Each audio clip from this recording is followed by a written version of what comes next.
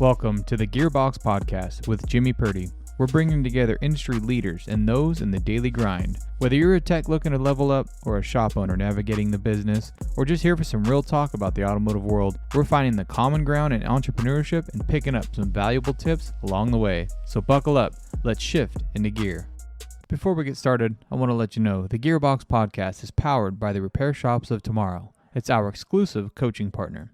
If you're looking to boost profitability, grow your arrow, and streamline operations, our SOT has the tools and expertise to get you there.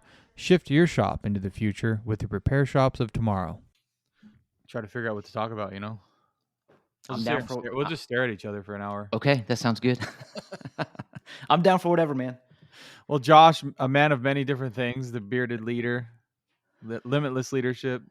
I appreciate you coming on, hanging out. It's always good talking to you, man.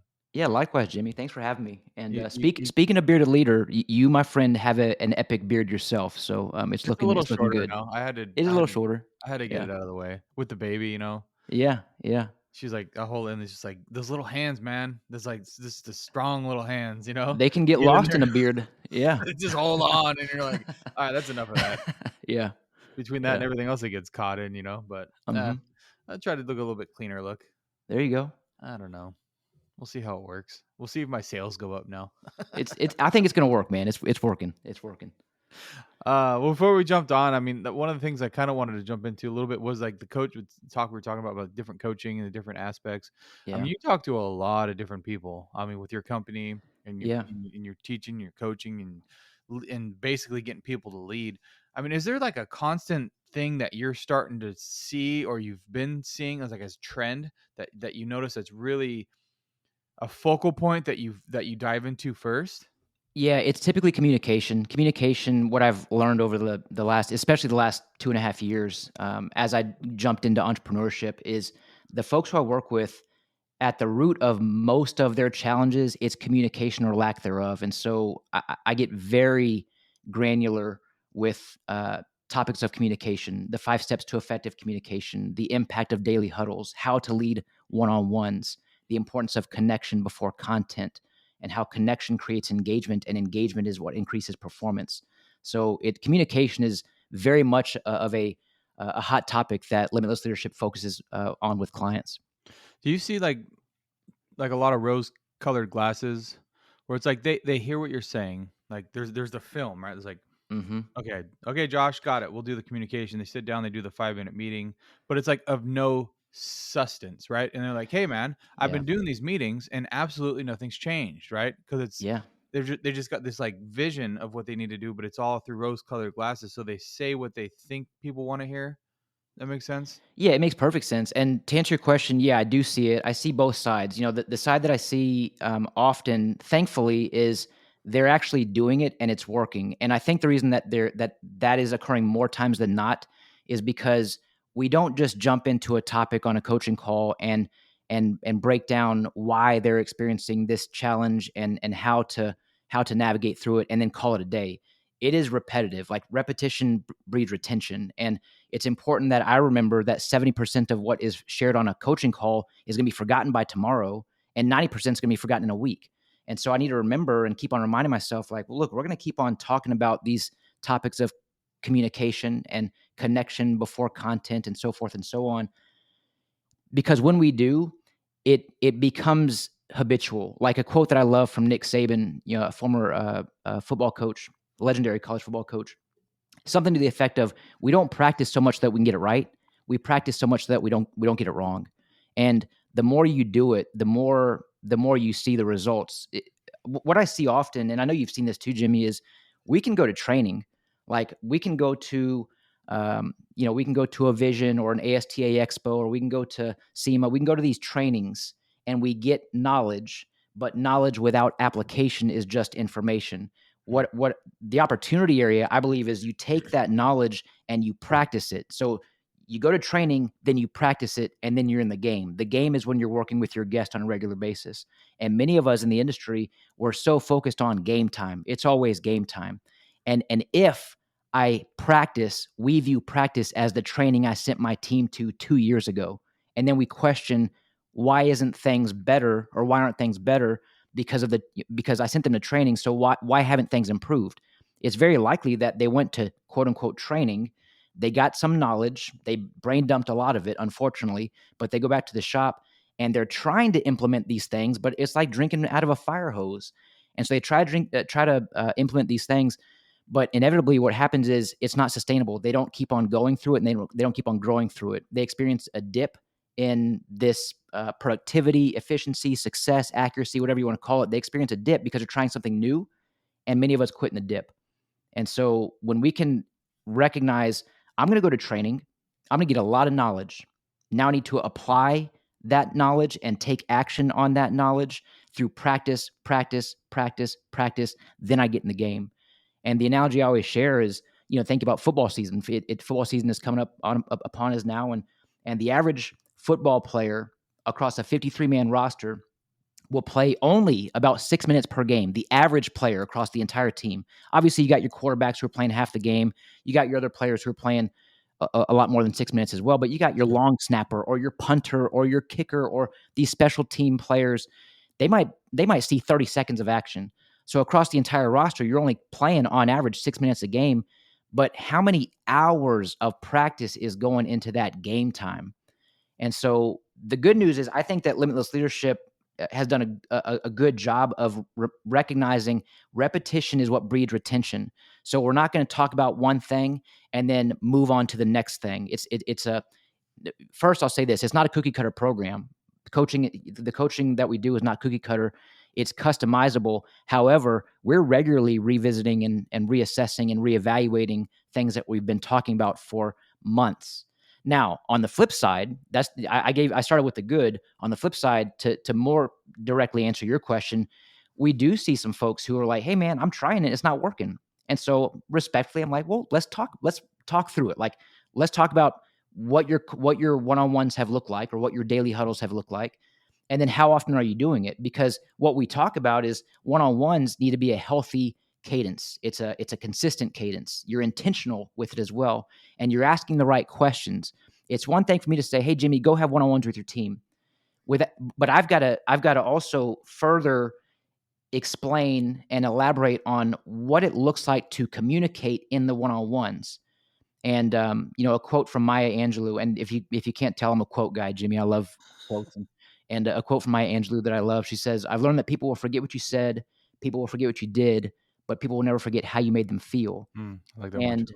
and the irony of that quote is at the beginning of it, she says, "People will forget what you said," which is absolutely true. She's absolutely right. They're going to forget what you said.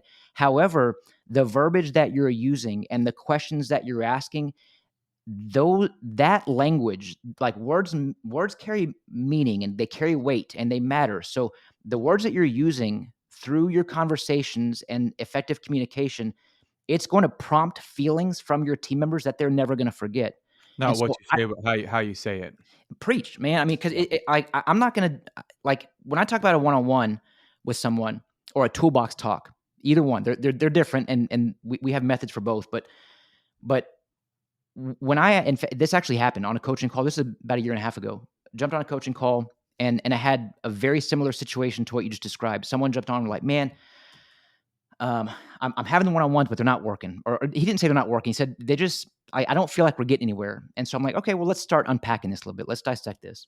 And so what we realized was he had two one-on-ones and made the determination that they weren't working. And his one-on-ones consisted of him going to the team and saying, "Hey, Jimmy, you doing okay? You doing all right? Can I get you anything? Do you need anything? Can I do anything better for you?" All those questions are yes or no responses. They don't warrant any kind of dialogue. Mm. And at the core, by the way, core is Latin for heart. At the core of the one-on-ones, I have to remember that first and foremost, people don't care how much you know until they know how much you care. So that allows me the opportunity to create two things so that I can provide two things. I, as a leader, get to create safety and trust so that I can provide clarity and direction. And if you think about it, any job that you've either left or lost, it's very likely that you didn't have both clarity and direction. And so it's our responsibility and, quite frankly, our obligation to our team to provide both, but we can't provide both if we don't create safety and trust. And so there's a lot that goes into how one-on-ones can be effective. We can't just assume that I'm going to all of a sudden call a one-on-one with a team member, sit down with that individual, tell them all the things I think they need to hear in that moment, and then think it's going to be effective, because they don't feel heard, they don't feel seen, they don't feel recognized. And what I've learned over the years, and I'll shut up, I know I've been chatting for a while, so thanks for giving me Oh, this you're good, time. man. Yeah, this is But great. what I've learned over the years is that recognition is actually the biggest ROI in leadership, because many of us are great at reprimanding, but we're not great at recognizing. And so one of the things that Limitless Leadership coaches folks on is this 1-to-3 ratio. For every one piece of corrective action or corrective feedback that you're providing your team member, throw them 3 pieces of recognition as well, because it's so important that they feel recognized. Well, it's like Jocko says with the bank, right? Like you have to have. There's a bank. I'm sure you've listened to Jocko's um, It's been podcast or if yeah, his master class, and one of the things he says is like there's a bank, right? And so you have to make sure that you're replenishing the bank every time you make a deposit. You need, or every time you make a withdrawal, you got to withdrawal, put a yeah. deposit, right? And Yeah. it's like a bank. You got to make sure everyone stays at a good balance. Yeah, and and Keeps and the the reality balances is, like, there needs to be more deposits, because Yes, yes, we naturally hear one piece of negative feedback, and we allow that to potentially ruin the rest of our day. I mean, you could be sharing a lot of great things with your team, but one negative thing, it just becomes magnified, subconsciously, or maybe even consciously, it becomes magnified.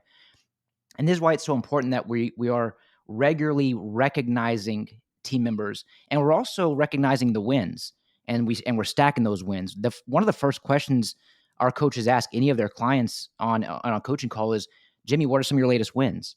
Because we naturally gravitate towards the negative. right. So if we can focus on the positive and the things that are going well, it's a paradigm shift that a lot of us need, and we didn't realize it, but we need it.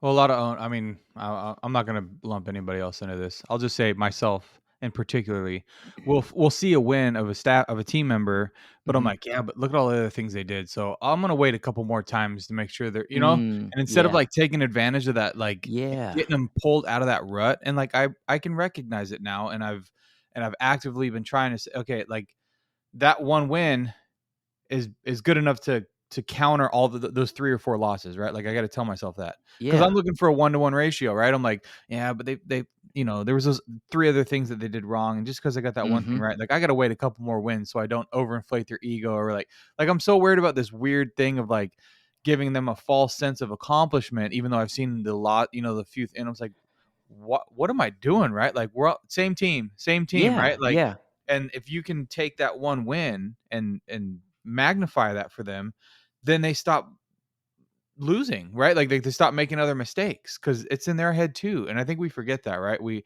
I do. It's like I'm in my own head, and it's like that's what happens, right? Like I realize they have the same world going on in their head as I have in my head. yeah, Like you're right, everyone man. has a life, you know? Yeah, you're right. And Well, when they and make a mistake, they beat themselves up over it. yeah, that's it. But we all do. I mean, like, I'll Yes. lump myself into this as well. We all do, and one of the things that I love about being a coach in the industry is I get to practice what I preach. Trust me, man, there are some big opportunity areas in my own life that I work on, that I'm coaching folks on as well. Like, it doesn't mean that I've mastered anything, doesn't mean that I've perfected anything. Perfection is never gonna be attainable, and I recognize that. But I do believe in a relentless pursuit of perfection, with the expectation that I'm gonna keep on improving and keep on progressing. Yeah, what do they say? So In the path of success is you'll never be successful, right? It's a journey to being successful, right? But on the yeah, path I of like that. success is where perfection lands.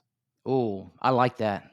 I like that a lot, man. I think that was Gary Vee. I think I heard that from Okay. Gary Vee. I'm not gonna Yeah. steal that. I'm not gonna say that was me, but it was something like that. It was like you never get there, but if you stay on the path, like perfection, that's where you'll start, seeing it. Or maybe it was the other way, but Well, it makes me think of that. We've all heard, like, fake it till you make it, and I believe in, if we're gonna choose one or the other, I say let's face it till you make it. But the reality is we're never gonna quote unquote make it.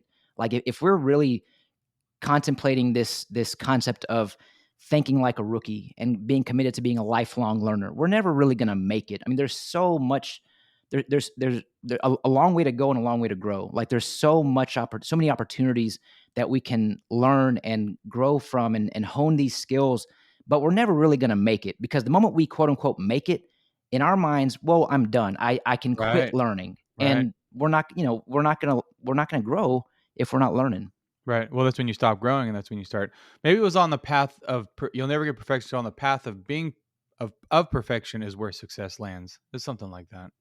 But you Well, get the hey, man, point. regardless, I like the message, and I get it. I think it's It's great. screwing with me now, but it's one way or Well, the hey, other. and something to, I want to address something you shared a little while ago too. A regular call to action that we've given a handful of clients before is, focus on the things that your team is doing well, because we've had a number of folks who they sometimes the calls turn into venting sessions, which I think Oh, is fine to some I degree. could only imagine. Yeah. Yeah, I mean, and it's fine to some degree. Like I'd rather them vent to the coach than vent to their team members, or vent to, like vent to me. Go ahead and vent to me. However, we're not going to just be living in this venting space. We're going to be identifying solutions to these challenges and problems that we're addressing. But sometimes they're venting about how someone else is not doing something to the standard in which they are trying to set. Oh, sure. Or they're regularly saying, well, so and so just can't get it. He's not doing this. She's not doing that. Whatever the case may be. And so I'm trying to shift perspective. I'm saying, well, what are they doing? Like, what are they doing well? Like, talk about the things that they're doing well, and you can visibly see these individuals have almost these like light bulb moments where they recognize, you know what, they're like, I'm so focused on the negative, I'm blinded to the positive things that they're doing well and helping drive the business. And so rather than calling people out on the things they're not doing, let's recognize them for the things that they are doing. It's like the human aspect's always looking for the thing that's out of place.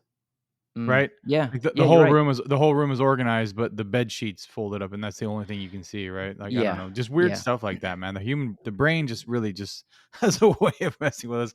I want to ask you though on the venting thing. Yeah. So that's one thing that's really like curious. Like, I feel like that makes you more of a human. And I mean, there's that fine line between venting and gossip and just Yeah. being in gossip, right? Like You're right. loose Yep. lips sink ships, right? Like you don't Mhm. want to be like, but what do you think the power behind actually like when you're frustrated and you want to vent, just go have that conversation, right? Like be a human. And do you feel like a lot of other owners or leaders are in that position where they're like, oh, I got to be stoic. I cannot show emotion. I cannot let them know I'm frustrated. I have to go to a coach and vent to them and then come back with a constructive, perfect, like eloquent, like sequence to get them figured out. And I feel like in that thought process, because I've been there, Mhm. weeks go by, right? Like Yep. it takes You're right. weeks to get yourself to a point where like, okay, now I feel like I can have this conversation, but that's not impactful because they're like, wait, what did I do? I Yeah. don't know. It's interesting, right? Well, I do see that dynamic at times, and you're absolutely right. What happens is we overthink things, and we also think things that are not true. Like, one of the greatest mistakes any of us can make is is believing that all of our thoughts are true, which we know in hindsight that that's not the case. What I know is that thoughts dictate feelings, feelings dictate actions, and actions dictate results. So many of us are not experiencing the results we want to achieve. So as a limitless leadership coach, what I regularly do is we go back to the thoughts that you're having, and we start unpacking and challenging and questioning and dissecting those thoughts, because it's very likely, and it's often it often happens where the thoughts that they're having are not even accurate, and is driving these feelings that are unnecessary because of the inaccurate thoughts, and they're taking action based on these feelings. And so Mm. the actions they're taking, or sometimes not taking, is indicative of thoughts that are rooted in inaccuracy. So a lot of what we do is we recognize that when emotions are high, logic is low, and emotional maturity is having feelings but not letting our feelings have us. Doesn't mean that we can't show emotion. Doesn't mean that we shouldn't show emotion. Doesn't mean that, I mean, because your team, they're going to either feel the weight of your title or the influence of your leadership. Mm. When you are allowing your emotions to get the best of you, they're going to start feeling. They're going to echo the feelings that you're exuding, and they're going to start feeling the weight of your title in the process.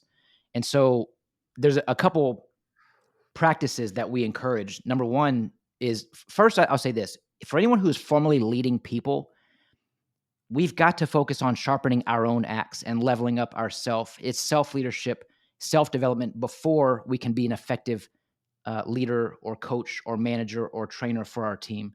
So, how are we working on ourselves first and foremost? How are we filling our cup? How are we setting and, more importantly, keeping boundaries that we are setting? How are we compartmentalizing things? How are we using a calendar system, managing our own time? There's so much that goes into the leadership mindset for ourselves before we can be an effective team leader. So, a lot of what we do is we focus on even a practice of journaling. And when I introduced this concept of journaling, especially in a male dominated industry, in a blue collar industry like I ours, like to call it, not to interrupt. I like to call it a brain dump a because brain dump. Yeah. yeah, like Jimmy Lee brought that up to me one time, right? Like Okay. just and it's journaling. That's what it is. Yeah. But Well, like you say a diary or say a journal, and it's like I'm yeah. not writing in a damn diary, right? Well, and that's the thing, and I it's know funny, no it's funny you damn said because a lot of diary. people are like, it's not this concept of like, dear diary, today Jimmy told me X, Y, Z, and it's not what it is. Journaling truly is, it is a brain dump, and here's why. And in fact, here's the analogy I share with coaching clients. If I were to ask you, Jimmy, like, what's the answer to this math equation? 362 times 498. Could you give it Oh, to me right now? it's 1,892. Wow, I said I genius. was I said I was fast at math. I didn't say I was good at it. Yeah. So a lot of us can't give this answer to a question like that, right? And so Right, your natural next step is like, well, I'm going to pull out my phone and jump on my calculator, and I'm going to multiply 362 times 498, and I'll get the answer. right. Journaling is very much like a math equation where we can eventually get the answer to that equation by doing it in our head, but it will take so much longer if we do that rather than just writing it on paper. Oh, So that's a good analogy, man. Yeah. yeah, because if I can't use a calculator, well, then I'm going to pull out a pen and paper, and I'm going to think back to my school days. It's been a while, but I'm like, okay, I'm going to try to think back about how to do this math equation. Not the Common Core style, the real way. Thank you for that. Jeez, man, let's not even get into that new style of math, if you want to call it math. But yeah, so I start writing this stuff down. Then I carry the one, and eventually I get the answer after just a few minutes, as opposed to like a few hours potentially if I'm trying to do this massive equation in our head. But Right. here's the reality: humans have up to 60,000 thoughts per day, and studies show that 80% of our thoughts are negative and 90% of our thoughts are repetitive. So it's no wonder why we regularly experience stress and worry and doubt and concern and anxiety and fear.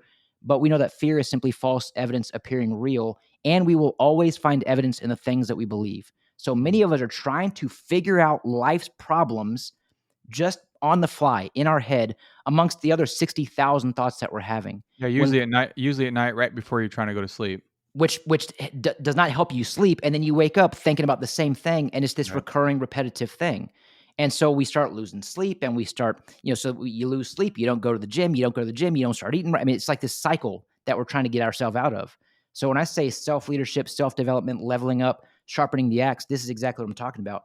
Put pen to paper, start writing out your thoughts, then you start questioning the thoughts that you're writing out. So here's an example. I'll say, like, why do I feel like why do I feel like in 2025 our shop is not going to be able to achieve this number, this year, or why am I struggling to communicate with John or whatever, right? And so then I answer the question, and then based on the answer that I write down, I ask a question on the answer as well. And I keep repeating the process.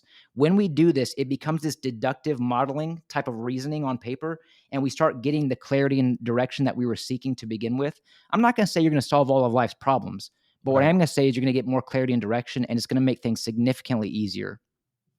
Yeah, I think quiets the voices a little bit, Oh, certainly.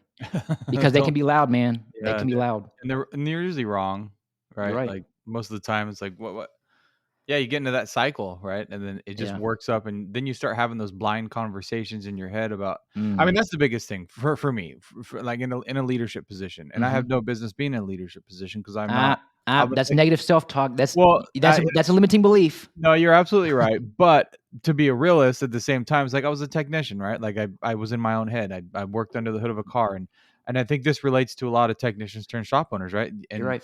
And you just kind of push through the leadership, right? And you have no business being an owner, like you don't. Like it's like an owner opening an auto shop and start working on cars. Like you wouldn't want that, right? You wouldn't want the CEO of a Fortune 500 company to be changing your oil or doing your brakes, right? Right. It's not. Right. So like, what makes you think being a technician, you should be a shop owner? So we push ourselves through this, and we have a lot of these negative thoughts of like self-doubt, like I shouldn't be a leader. I shouldn't be doing this. Right.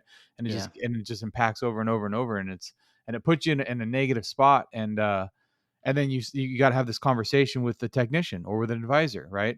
And all of a sudden you start having this is how the conversation is going to go, and it's in your head, and you have you have like a 45-minute conversation, like, of all the different ways it's going to go and what you're going to say, and you're getting yourself all worked up, and then they're going You're to say right. this to me, and then they're going to say this to me, and then by the time you go have this conversation, you're so worked up, it's like the vibe, the energy is like Yeah.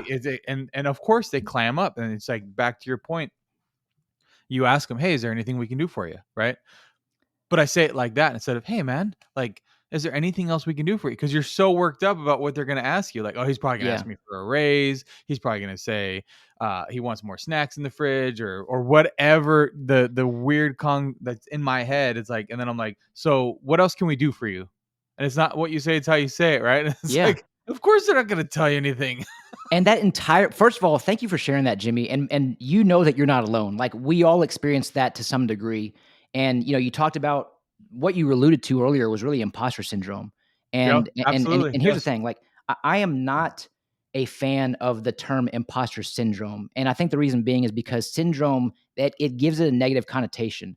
Mm, The reality is, I mean, you call it imposter status, and we probably look at this whole thing significantly different because quite frankly, if you're doing something that you've never done before, if you're in a different seat that you've never sat in before, you're going to feel like an imposter, and that's okay.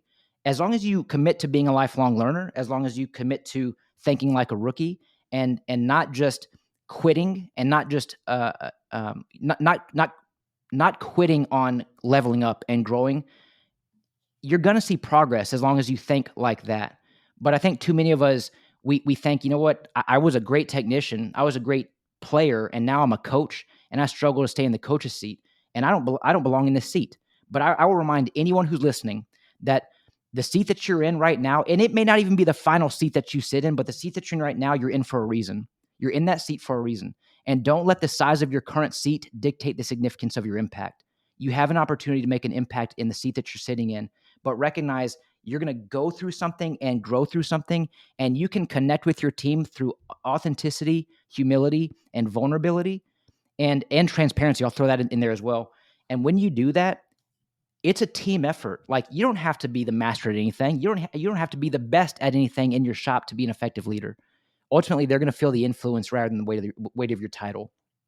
yeah. I mean, I can vouch for that, right? Like, if you're committed and you're obsessed and you want to be better, it'll happen, right? Yeah, And it's just slow progress, but it's just like becoming technically good with cars. Like, it takes a long time, right? that's it. You want to know how to fix everything. I don't want to use YouTube every time I got to look up repair, and eventually you're like, hey, I remember the first time I did this repair, right? Like, that timing belt took me, 6 hours, and now it takes me an hour and a half, right? You just get it down. And it's the same thing. But you don't realize the progression. It's not like the second time you do it, or the third time you do it, or the fourth time, or fifth time, or sixth time. It's like all of a sudden one day you just realize, like, oh, sweet, I got another Honda Odyssey timing belt. Like, I'm gonna Yeah, knock that out in 45 minutes. Like, when did that repair, like, which one was it, the 10th time, the 11th time? Like, when did it? You don't know. It just slowly great point. happens. And then all of a sudden it's like with becoming an owner, it's like all of a sudden the conversations become easier. It's like, I took one of my guys out for lunch yesterday, and it was like we just had a great conversation. It was his 1 year review. We Yeah, just had a great conversation. It was like, and that's I remember awesome. the first year review, I had all the rubrics, I had it all written out. I like thought about it for 2 days, like everything we were going to talk about, like just totally absurd. And like yesterday we just went out for lunch. We had a good lunch. I'm Love like, hey, that. dude, you're kicking ass. Like, here's your rubric. I graded a few things we do need to work on, but for the most part, you're kicking ass, man. Keep it up. Like, and we just had lunch and talked about his life, talked about his wife and his kids and everything. It was like, man, that was easy. That was fun. And it's easy because you're being repetitive. Repetition breeds retention. To go back to the narrative that we tell ourselves, which is inaccurate in most cases. We tell ourselves this narrative, and we're trying to get ready for this quote unquote difficult conversation, and we don't feel confident, and so we haven't taken action yet, and we're not fully prepared. These are all beliefs that we're choosing to these are all limiting beliefs that we're choosing to believe it is accurate. And so we don't do it. We allow the time to go by, like you talked about, and then when we finally have the conversation, it's not a good one for all the reasons that you mentioned. But what you alluded to also is common. And here's a stat that's pretty alarming that a lot of shop owners, I think, this is when we see someone the light bulb turn on. Poor communication cost shop owners 18% of total salaries being paid out on an annual basis. So for math purposes, let's just say that you're paying your entire shop across an entire year $1 million in salaries across the board. Poor communication could actually be creating sunk cost in the amount of $180,000 every single year. And we know this because of the same example that you just gave. And converse and in addition to that, 7.47 hours per week is lost time due to poor communication. So when to go back to the first question you asked about, like, what's the kind of the number one topic or the biggest thing that we talk about often, this is why communication is and will likely always be at the top of the list, because everyone deals with it. And the good thing too, Jimmy, is this applies at work, but the beauty is it applies at home too. I mean, I'm married, my wife and I have 4 kids, and communication is equally, if not more important at home. And so a lot of the stuff that we coach folks on, it can be applied not just professionally, but even personally. And we've gotten great feedback from folks and saying, "Hey, this has restored my relationships with my kids." I've had a client break down on a call and say, "Man, this has saved my marriage."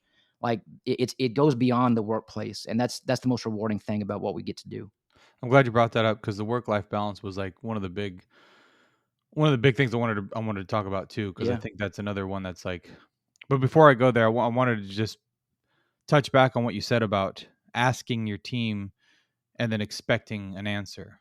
Right, that's what it is. You're asking, and then you're like you expect it, and then they don't tell you nothing, and you're like, man, you guys, I asked you what you needed, right?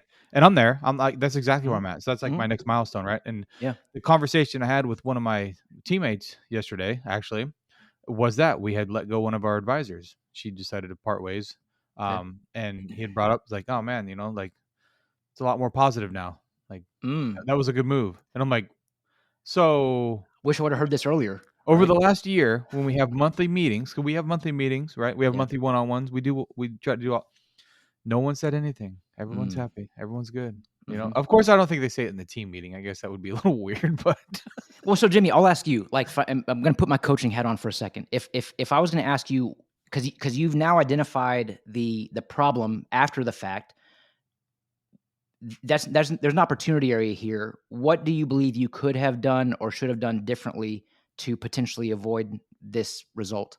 I think listen to my gut. I mean, right? Like, but they're people. Like, and so you start adding more things in, and it's like a little thing at a time, right? It's like, oh, I'll change this, I'll change that, I'll make the life easier here. Okay, so let's just have you do just this part of the job, and I'll have like, and you just start tweaking the job around a little bit to try to find what's making them uncomfortable or where they're not good at. Like, okay, I notice you're not very good at, you can only write 3 or 4 orders a day. So let's just have you focus on phone calls, and I give Mhm. you a productivity bonus for every appointment that you set, right? So you start changing things around to make them work, right? Yeah.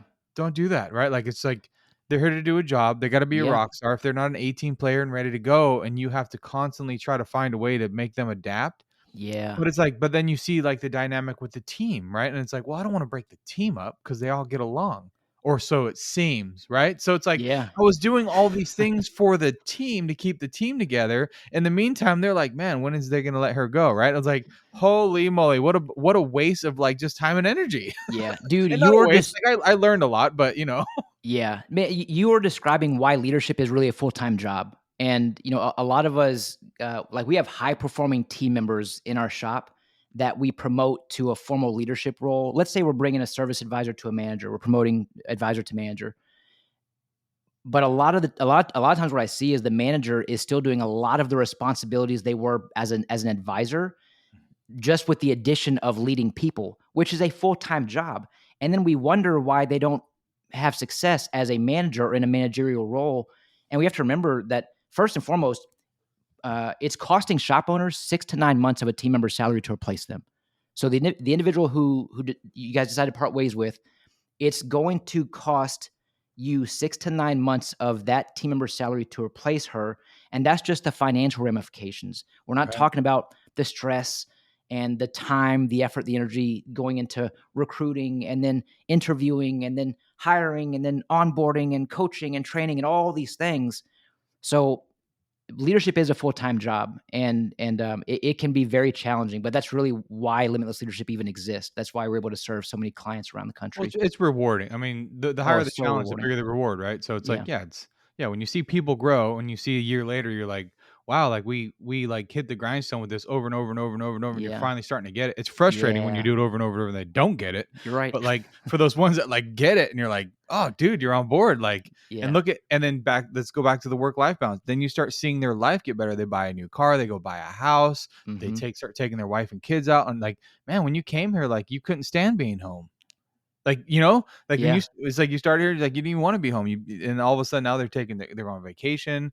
And it's like the work-life balance thing is one of the things that I think a lot about because it's you start a shop and you want to be an absentee owner. Like I think for the most part, not everybody, but for the most part, it's like you have this grand vision of like, I'm gonna open a business and then I'll go open another business and I'll go, or Yeah. maybe that's just a Yeah. millennial thing. I don't know what it is, but it's like, Yeah. like you want to be an entrepreneur and like you open a business, you want to be absentee and it's like, I want to be home and the business will run by itself.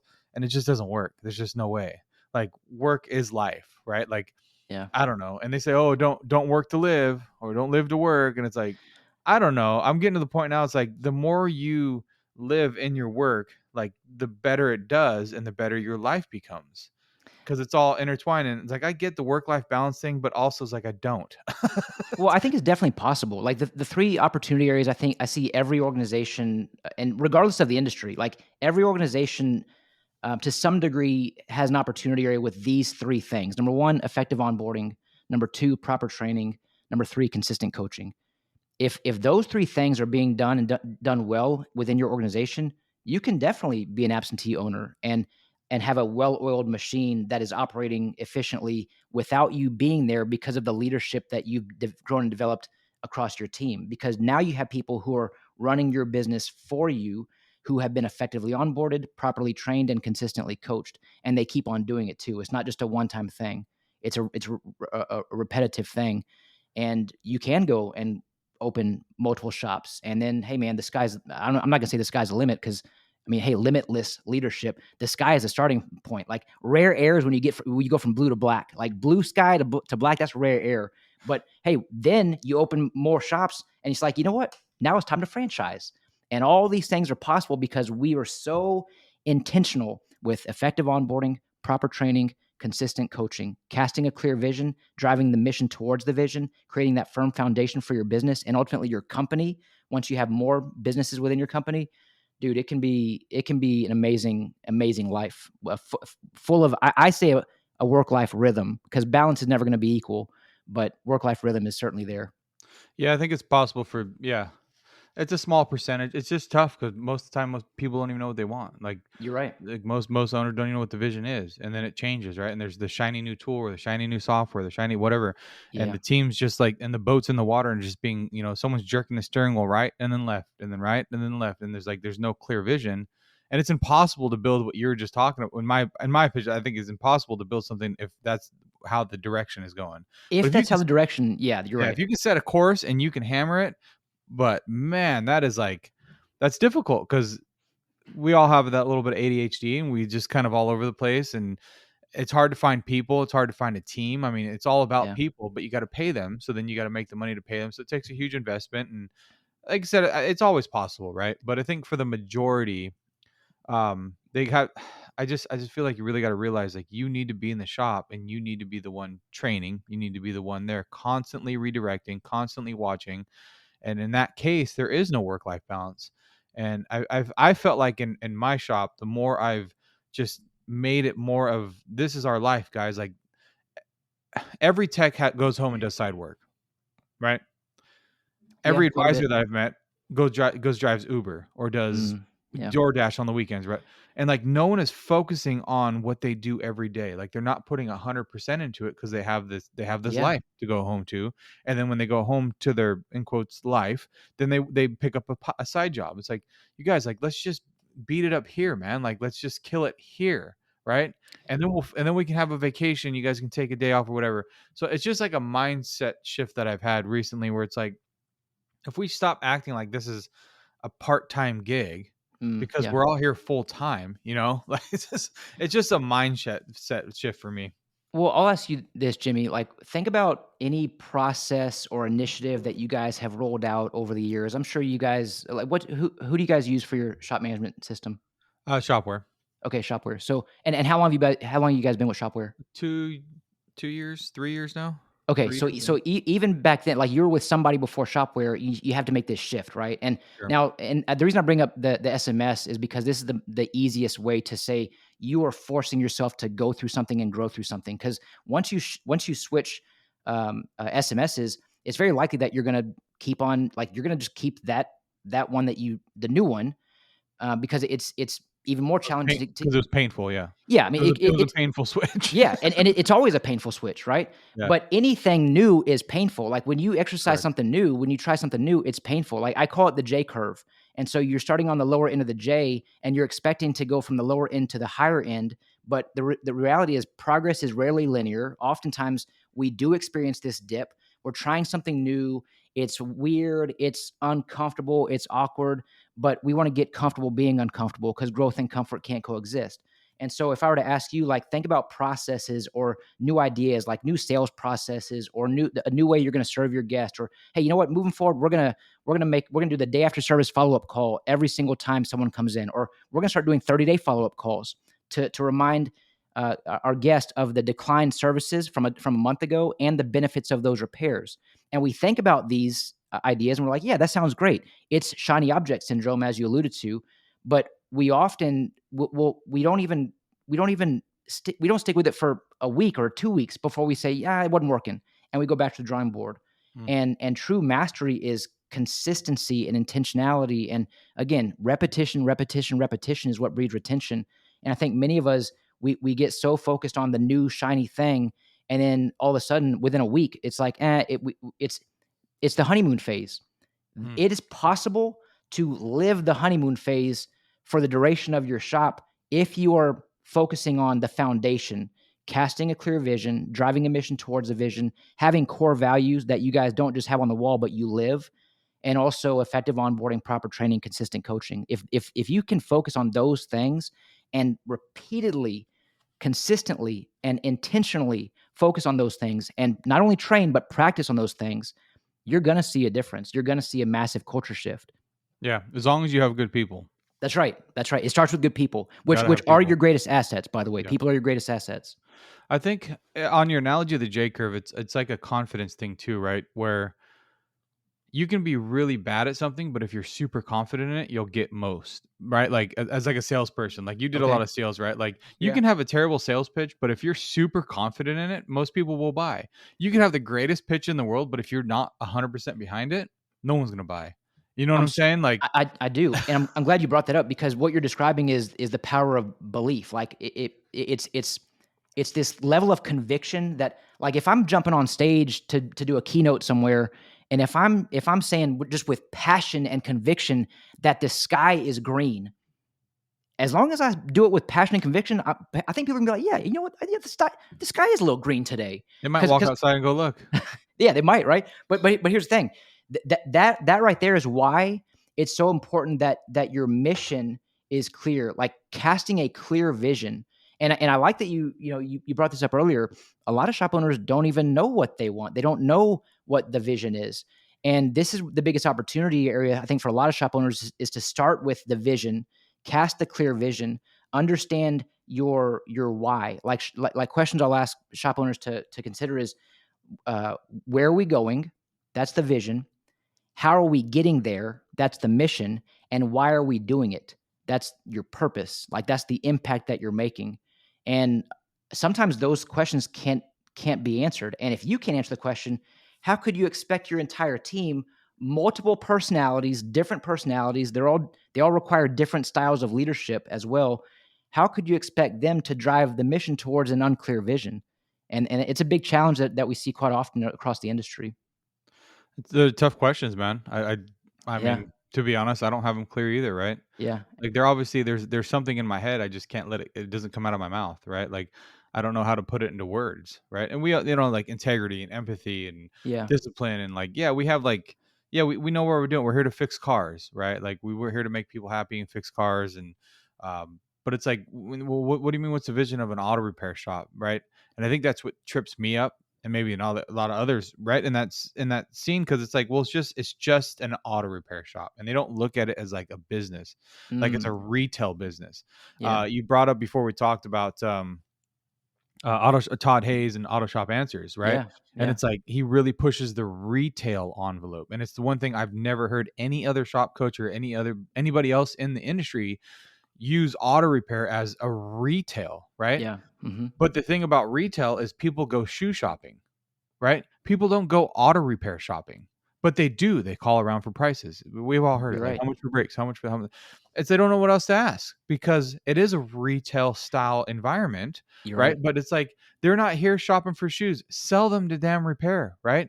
And I think like advisors get hung up on that. Like, well, maybe they can get it cheaper, and it's like, what, it's a car. They're not going home and hanging it up back on a shelf. Like they're not Yeah. gonna, like, if they don't get it fixed here today, right now, they're going to go to the next shop. And you know what? That other shop might rip them off, right? Like you don't know who they're going to next.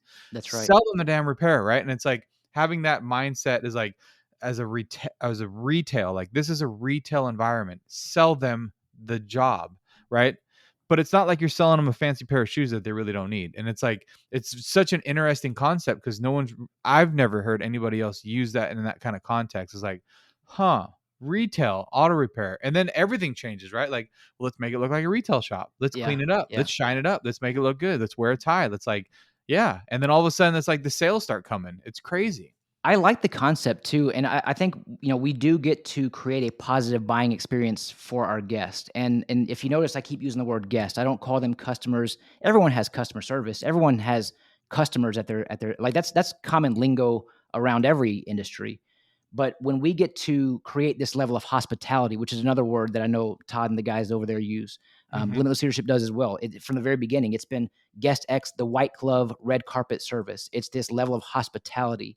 You're serving people through sales. There's a distinct difference between someone who is serving and someone who is selling. And so being able to serve through sales, you're creating a positive buying experience for folks because they recognize value. They recognize the level of care. They recognize the level of intentionality. Do you think And sales has like a negative connotation when I use the word like you're selling them something or you're a salesman? Do you feel like in this day and age it's like just comes with a negative connotation, so everyone tries to avoid that?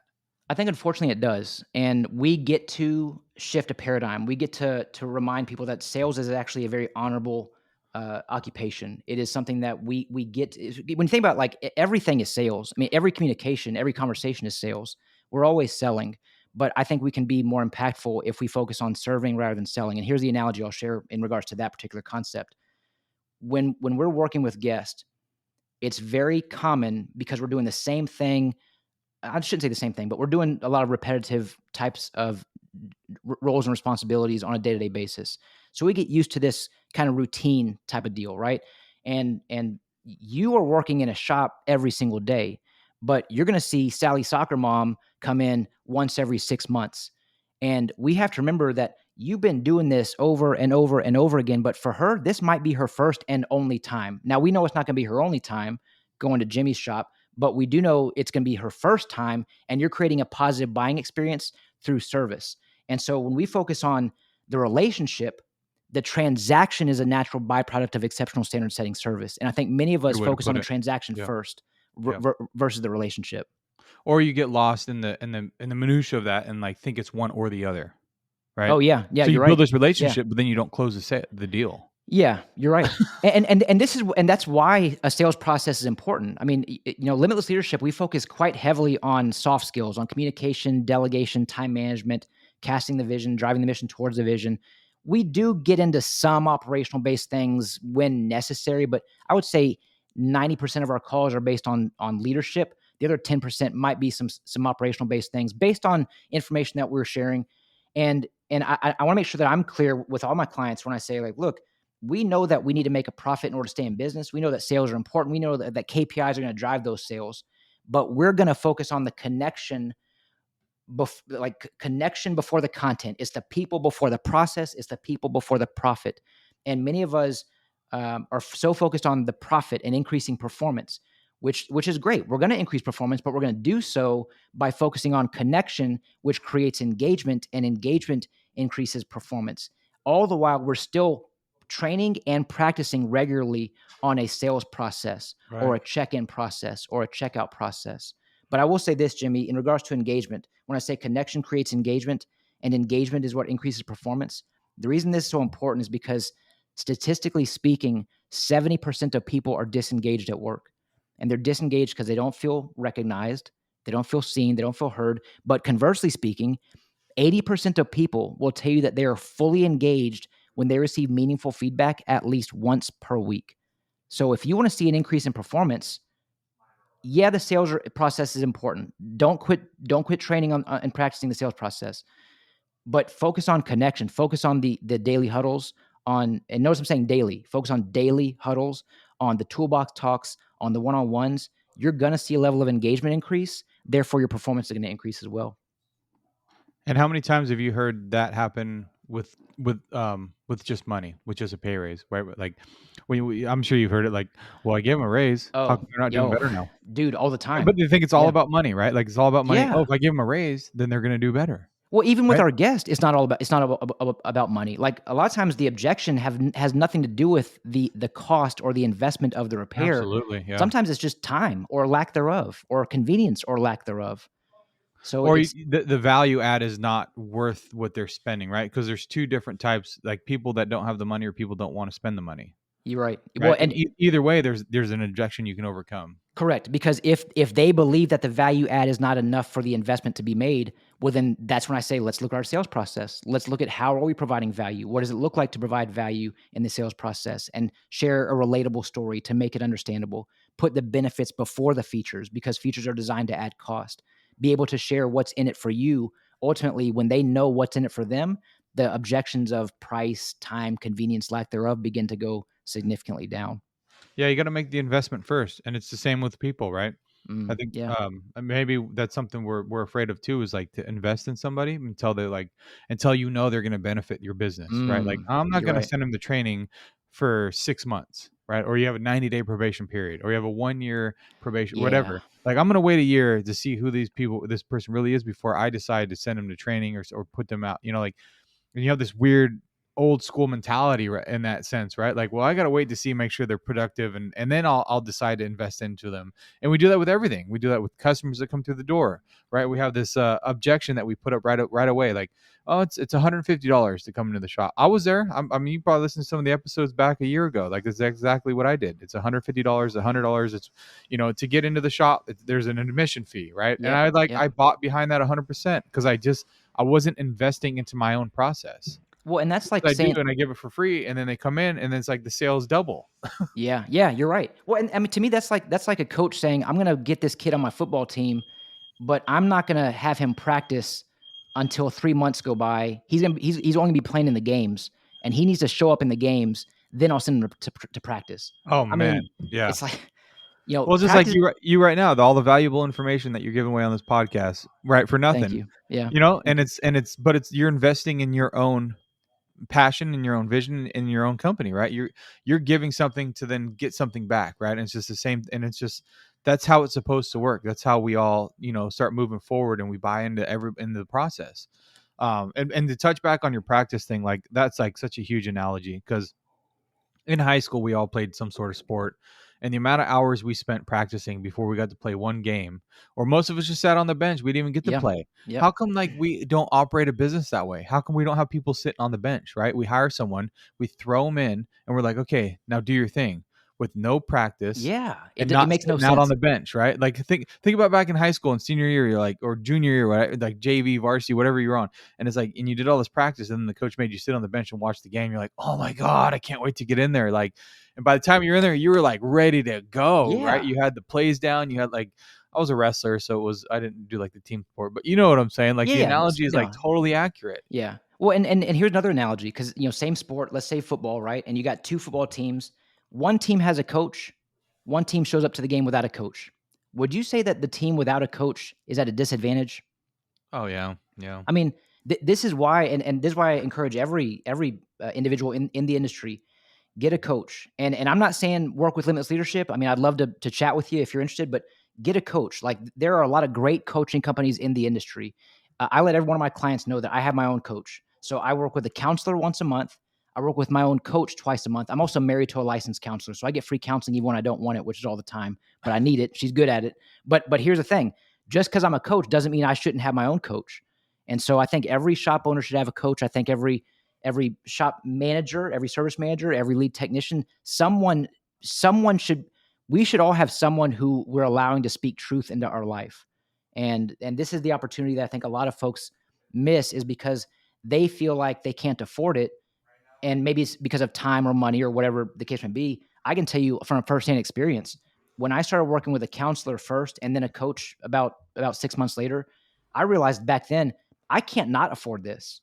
Like, Mm, I don't that's think very there's ever true. going to be a time in my life that I won't have a coach and a counselor that I'm working with regularly. I'm regularly going to be working with somebody, because I'm one person who has a lot of blind spots. And if you're listening or watching this episode thinking, well, Josh, you're different, I don't have blind spots, that's a blind spot. Like, everyone has blind spots. And so we can Perfectly find said. someone, Yes, right? Like, yes, when we can absolutely. find somebody to speak truth in our life, it can be a huge benefit. I mean, and I'll jump on that too because it's you don't know what you don't know. Like Yeah. bottom line, Yeah. right? You're right. You're And right. and also don't jump in and be so loyal to one direct person or one direct company or one direct anything that you don't see anything else, right? So Yeah. repair That's shop of good. tomorrow, that's our shop coach, right? Yeah. Like we sit down once a month, we talk, we send numbers over, he helps with the marketing, Hmm. and we talk, like we move the shop forward. But in the meantime, I'm absolutely looking into different. I went to the the Todd Hayes convention in Houston, Yeah. Texas, like, and I'm looking at a sales process, like, and I think for a long time we get this like loyal aspect to like this one coaching company, right? Where you don't open your mind up to anything else. And I think that's very, very limiting, right? Like taking different, and you know what? If all of a sudden you talk to another coach and you're like, you know what, this is the direction I want the shop to go, then go do that. Like it's just like some of the other coaching companies that lock you into a contract, right? Where you got to be with them for a year. And that's what they're Yeah. trying to do. I feel like they're trying to build that loyalty so that you don't ever go anywhere Mm. else and you just constantly keep beating your head against the walls. Like, come Yeah. on, man. Like, That's tough, man. yeah, maybe one day I want to do maybe when I start the business, I need to do paid inspections. Maybe that's what I have to do, right? Because I have to pay the bill. So I need to make sure every car that comes in at least has a dollar bill behind it. And it works, right? We do the Hmm. 300% rule. We kitchen sink everybody. We get 60% conversion ish, in quotes, right? The Yeah. ARO is high, like we're making money. But then we come to a point where we bottleneck and we have a limit now. How do I break through that? Well, I have to completely change my sales process and I have to change kind of everything. Just like move, like you said, going to shopware. Like we want to start traveling around, going to coaching conventions. So I can't use Yeah. Mitchell anymore. I got to go to a cloud-based system. So I have to, and so you're just ever evolving. And like I feel like coaching has to be the same way too. And maybe your coach can evolve with you. I don't know, but that's been my big realization in the last 2 years is like I need to like just be open to everybody and like and you want to be loyal, but at the same time, I only need to be loyal to my people and my team. Preach. That's it. That's it, Jimmy. Hey, You man, know? I really appreciate you sharing that, because what you described is a scarcity mindset that a lot of folks have. And if anyone who's listening has ever jumped on a call with me, I'm going to encourage you to interview other coaching companies too. I'm not just going to say, hey, we're the right company for you. There have been a couple folks who I can think of literally off the top of my head who I've directed to go call this company or that company who's not Limitless Leadership, because I felt like they could serve them better than we could. Because ultimately, I'm not in the business to do this for money. I'm in the business to do this to make an impact. And I know the money's going to come. Just like the analogy I shared earlier, build a relationship, the transaction will come. But ultimately, I encourage everyone to explore different opportunities and have this abundance mentality. There are things that I believe wholeheartedly and confidently in Limitless Leadership being the best in this particular niche or this particular avenue or resource. But there's other things that we don't or can't do as well as others right now. And so I say, look, Jimmy, if we're not the best fit, we want you to have the best fit. It might not be with us. Go be with someone else. And by the way, we don't have contracts for that reason. I like I'm it's something that, if we work with anyone and they feel like, hey, maybe this isn't working like we thought it would, then yeah, you can get out. Which thankfully it doesn't happen often, but I will tell you, we don't believe in contracts for the reasons you just mentioned. Well, and your point is very valid in the fact of you're not ready for leadership training. Like that's the bottom line, right? Like, and maybe you're not sending every one of them out and not in that negative connotation, but it's like, I can't help your business because like the leadership aspect is not where you're failing in, right? Like, and so, and a lot of people think it's a magic pill. Like they wait and they wait and they wait to get coaching until they have Yeah. $5,000 in the bank account. I'm not talking about myself right now at all. And before you know what I mean? Like, Yeah. and so Yeah. you wait till the very last straw. You're like, cause I'm just so ego driven and I'm never going to have someone tell me Yeah. what to do in my own Yeah. business. And I don't need a coach. I'm the man's man, right? Yeah. And so before you know it, you're like, I got 1 month of rent left, so I'm going to get a coach now. Right. And then Yeah. you're just Yeah. expecting this silver bullet or this magic pill to like come in and just, and okay, I got coaching now. And then how come nothing's changing? Right. And Yeah. it's just like back to your point of like the consistency and like you have, it takes 6 months to a year before your brain will even start listening to this That's right. person, That's you right. know, until you Yeah. start. And so I've heard it so many times. I talked to so many people. They're like, man, I just started doing coaching 2 months ago with so-and-so company. Nothing's changed. It's like, oh man, I know Yeah. exactly where you are right now. Like, Yeah. and you just got to wait, man. And sometimes the coach needs to come step up and say, look, I've seen this before. I know where you're at. I'm not the right fit for you. You need to go Hmm. here. Come check in with me in a year. Yeah. And then we'll get And you we've dialed done in. that. We've done that before. Yeah. We've actually had one client about a year ago who worked with us for about 6 weeks and came back and said, "Hey," it was a lot of good feedback, but they felt like a lot of the things that we were talking through, their team had heard before. It wasn't new, and and and a lot of the stuff was it for lack of better terms just wasn't working. And I remember that feeling you just described it. It's like, man, we're so close. I mean, just because we've heard something before doesn't mean that we're applying it because based on the conversations I'm having with their team, they're literally saying that they're not doing these things which are necessary to drive performance. And but that was a bit of a turning point for me when I heavily encouraged, like, give us 3 months. It's not a contract, but I am asking for a verbal commitment. And if after 6 weeks you want to get out, I'm going to let you out. But just recognize it's going to take some time. Like Rome wasn't built in a day. It's going to take some time, and we're going to see changes. But you've also got to do the work. I can provide all the resources, but it's up to you to be resourceful. Yeah, that's a tall order to try to get someone to change their complete mindset in a month. Yeah. It's borderline impossible. But man, we see it. We do see a lot of folks come around much quicker than 3 months too. So it Well, works, it's man. mindset. It just depends on It who you is. are and how urgently you want to do it and like how your brain works, right? Some people Yeah. are really good at like getting right into the trenches and just like, oh, I'm gonna start doing this right away, and then how like the team, right? Like, how are they gonna take it? Do you have the right people? I mean, you could coach the right person with the wrong team for a year, and they're never Which gonna change. which happens a lot, by the way. It happens more times than you might think. Yeah, time to let Yeah. these people go. You know, Yeah. that's the hardest part. Well, Josh, I appreciate your time, man. Dude, thanks for having me, man. I Yeah, really appreciate this. This was fun. this is awesome. This is all Yeah. kinds of good stuff, man. I feel like they should send you a check after this one. No.